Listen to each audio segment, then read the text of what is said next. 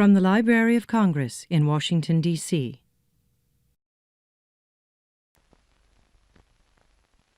And for me, here in this place, mental hospital, they call it. That's a fancy name, that is, but I know a better. It's the bug, Fred Clanton. Is that really my name? Everything's so mixed up. These grounds, these buildings, they're so dark. Dark, even the sky. I'll never get out. That George, he's turned them all against me. Even Betty. They keep talking about me. Why won't they let me alone?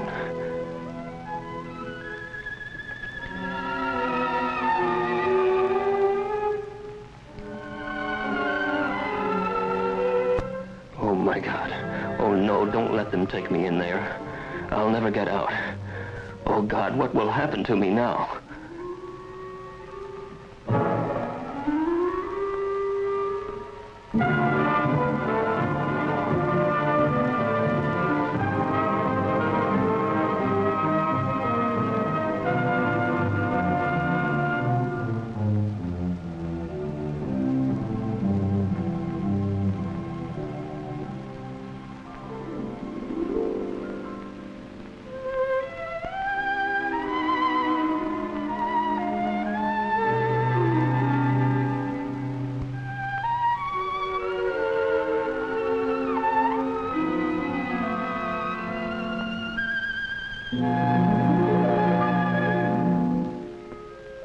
What will happen to Fred now? What happens to all of them? The men and women from every walk of life who each year pass through doors like this, into the mental hospitals of our land. Here, in the story of Fred Clanton and the typical Oklahoma State Hospital to which he came, the spotlight focuses on these people.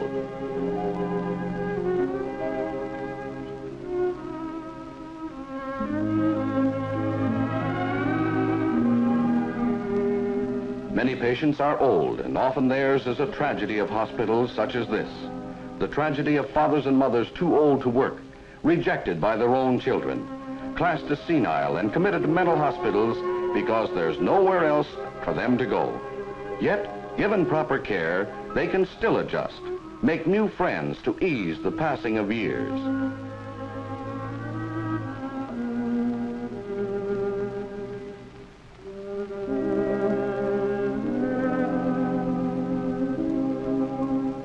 Some patients are disturbed, unable to care for themselves in normal life situations. Others are physically as well as mentally ill. Many are capable of limited adjustment, able to work at varied tasks within the hospital.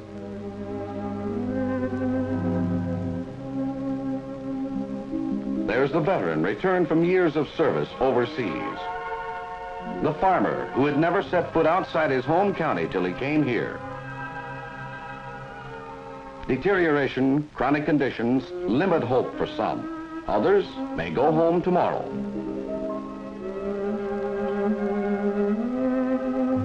Meanwhile, they're living here. 3,200 men and women all gathered together in a modern mental institution, a city in itself, complete with every facility for effective treatment. Though shortages in hospital personnel do exist, patients are secure and comfortable, and most of them are happy. For while mere custodial care can never be enough, a favorable environment and human comforts are essential in any therapeutic system.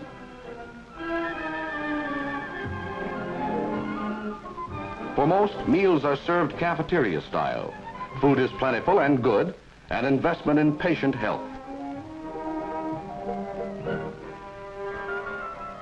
Just baking the bread for 3,000 people is a man-sized job. Above all, though, these kitchen chores offer patients work, the therapy of busy hands. The laundry, more chances for patients to focus on specific realities outside themselves. First step along the road that leads to recovery and release. The patients tell you the power plant smokestack is 525 feet tall. They seem to take a personal pride in it. Maybe because power is so important here. The sick must have heat and light, there's water to be pumped, and food cooked, and laundry washed.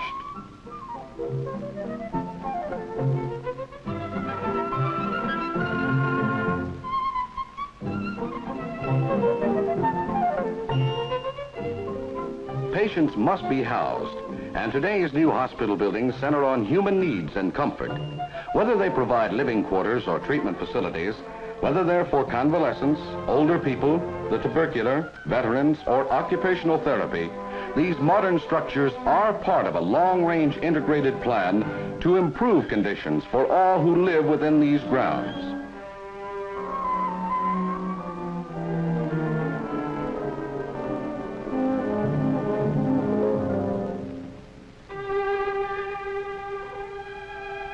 Special units provide homes for nurses and attendants, for they too play a vital role in helping patients to regain health. In addition to the regular staff, student nurses come here to learn to recognize and care for the mentally ill.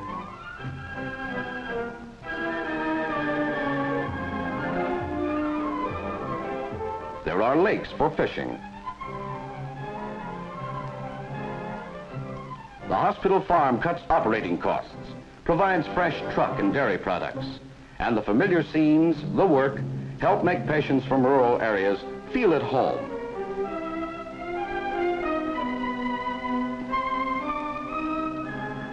They come from all sorts of homes, these patients, all kinds of backgrounds. But somewhere along the line, life became too much for them. Some apply for voluntary admission to the hospital, one of the 3 procedures by which residents may enter a state mental institution in Oklahoma. Many former patients return of their own free will when new troubles assail them. All applicants for voluntary admission are held a minimum of 15 days for examination before they may be released.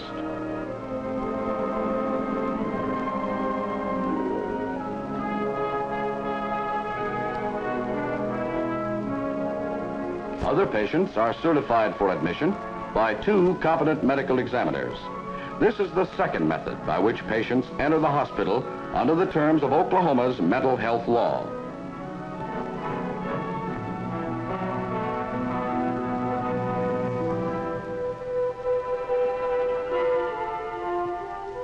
The majority, however, come by court order, committed either by a judge or a 6-man jury. This was the case with Fred Clanton. Fred Clanton? Oh, yes.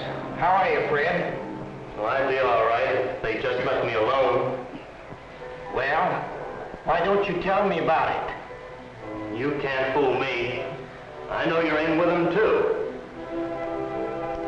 Fred, I'm going to send you to the hospital.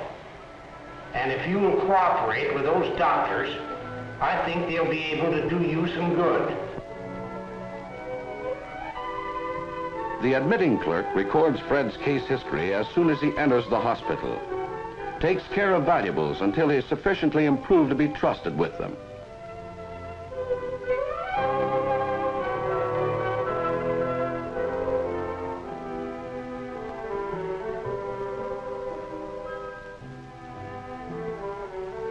Escorted to the receiving ward by an attendant, he's bathed and outfitted.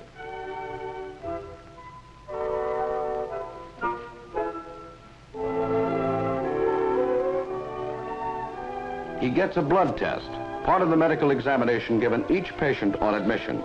There's a chest x-ray also,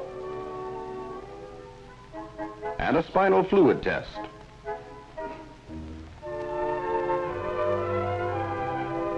Finally comes a neuropsychiatric check, designed to bring out data related to the patient's mental disorder.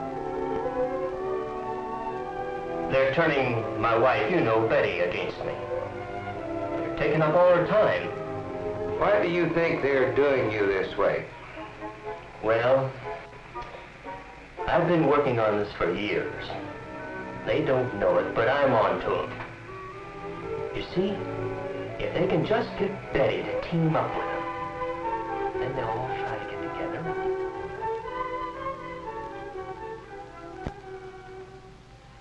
A clinical psychologist gives Fred a variety of specialized tests. in order to make possible a more accurate evaluation of his total personality.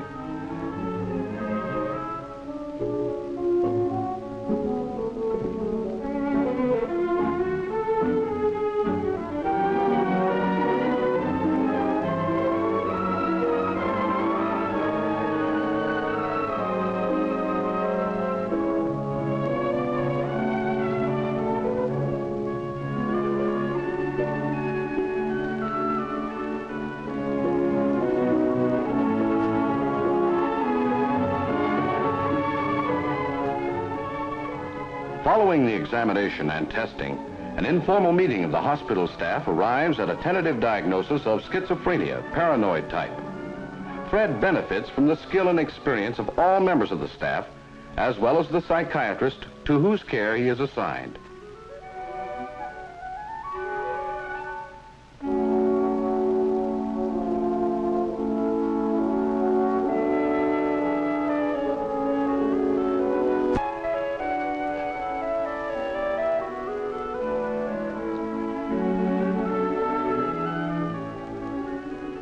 Diagnosis and staff approval completed, the patient is transferred.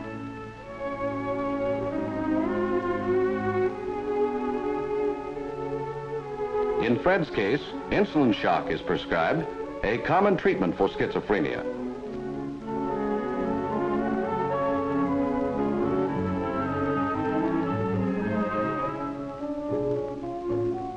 Electroshock therapy may be recommended for other disorders.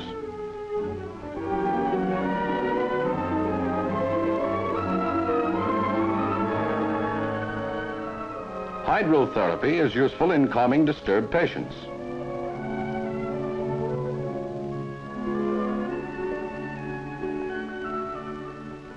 So are sedative packs.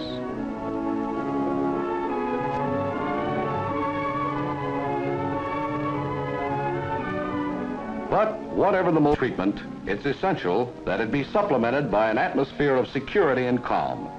The effective hospital must always serve as a refuge for its patients, a place where they can live quietly during that period of reorientation in which they learn how to achieve a better adjustment to the world outside.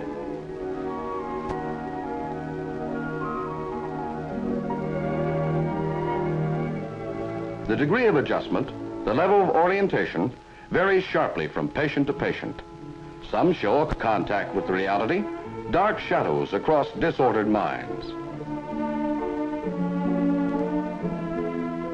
In other wards are light and life, a return from private worlds to the here and now.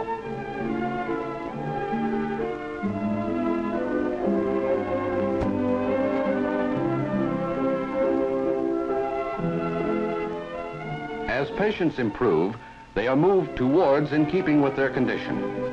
They're given the opportunity for contact with others who are also getting better, shown that their status as individuals is recognized, that no matter what their problem, there still is hope.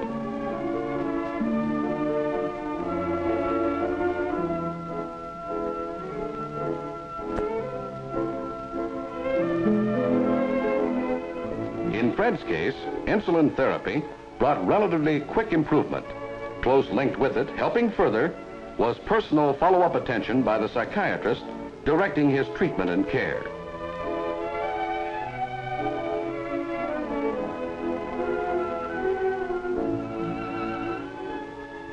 Occupational therapy, reinforced shock treatment, helped Fred to draw away from his feelings of antagonism and suspicion, move closer to reality.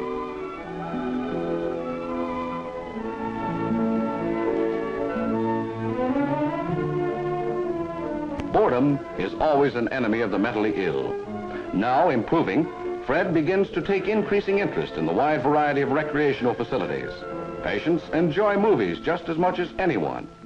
And a hot game of dominoes or pool or ping pong is always fun.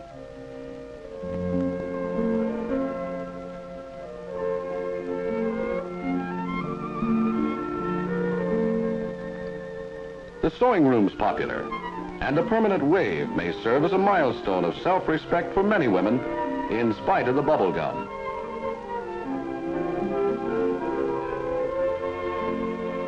Books mean so much to so many. Improvement brings added privileges, a more normal life. What could be better than an afternoon softball game?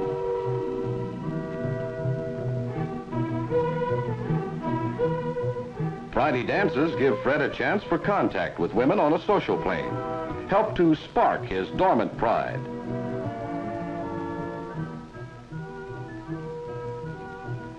Religious services in the chapel offer inspiration. Then there's the happy day when Fred is granted grounds privileges. Fine, Doctor. As a matter of fact, I feel like going back to work. Well, you'll have to stay around the hospital for a few days. Maybe we can find you something to do here. Oh. How would you like to help us out around the hospital here? I don't know whether there's much I can do or not.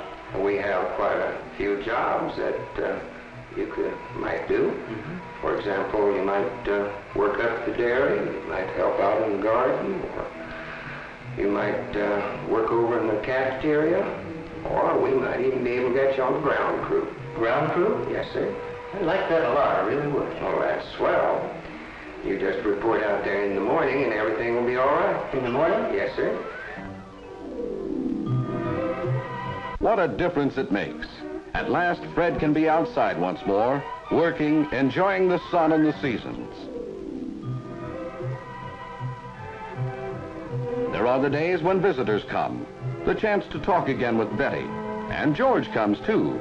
And now, somehow, he doesn't seem quite as bad as he did before.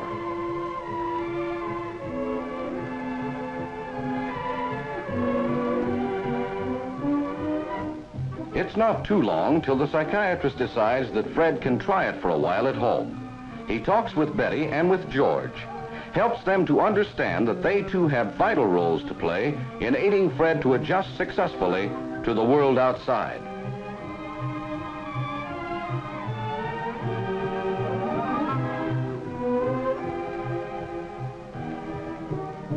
Then the words pass to the switchboard to call Fred in.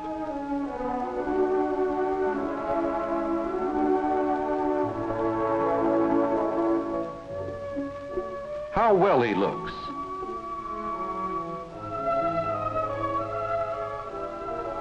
A cigarette from the doctor.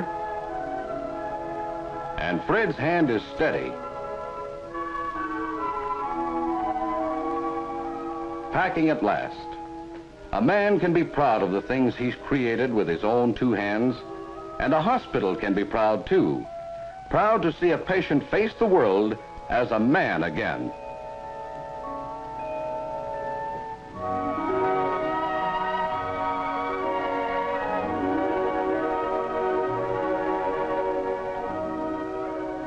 So this is it.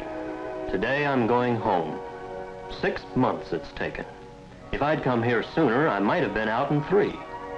But all I could think about was fear, the way everyone was all against me. How much I hated George. How wrong I was. Or no, not wrong, sick. And now that I'm well again, I can't help feeling just a little sad. The way you always do when you leave a place where you've lived, learned, and grown. But I am well, and I know it. I'm able to face the world again, my own hometown. I suppose there'll be some folks who'll stare and talk and sneer. But no matter what they say or do, one thing I know. These people here, this place and time, have given my life back to me.